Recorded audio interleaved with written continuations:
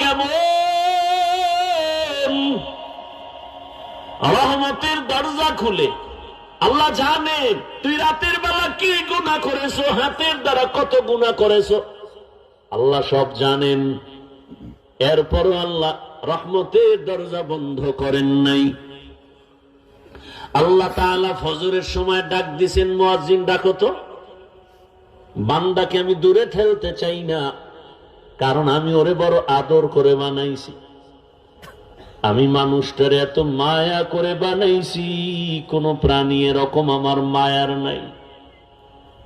ফেরেশতাও বানাইছি আমি, তবে এত মায়া করি না। জিন বানাইছি আমি, তবে ওদের প্রতি এত মায়া নাই।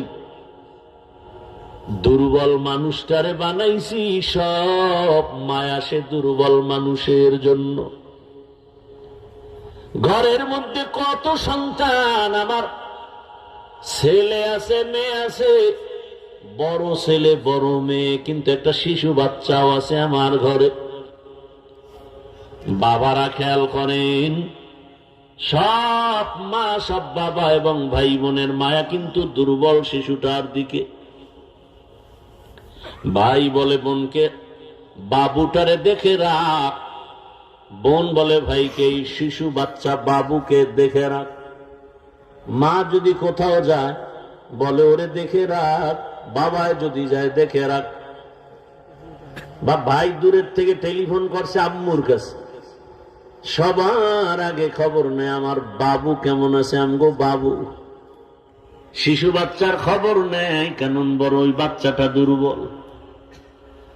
গোটা দুনিয়ার মাখলুকাতের মধ্যে মানুষ বড় দুর্বল। ওয়াখুলিকাল ইনসানু যায়ীফা,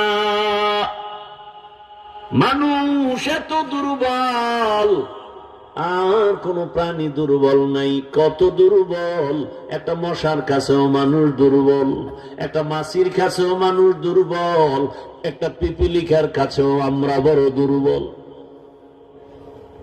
বড় কঠিন। মশায় যদি মেজাজ গরম করে, কোন আদম সন্তান আরামে ঘুমাতে পারবে না। পিপিলিকায় যদি আমার সাথে জিদ দেখায়, আর ভালো খানা পিওর মুখে আসবে না। সমুদ্রের মাছ যদি মেজাজ গরম করে, বনি আদমের জীবনে আর কপালে মাছ হবে না। দুধের গাভীটায় যদি মেজাজ গরম করে, বনি আদমের মুখে আর ওই গাভীর দুধ যাবে না। আল্লাহ কয় মানুষ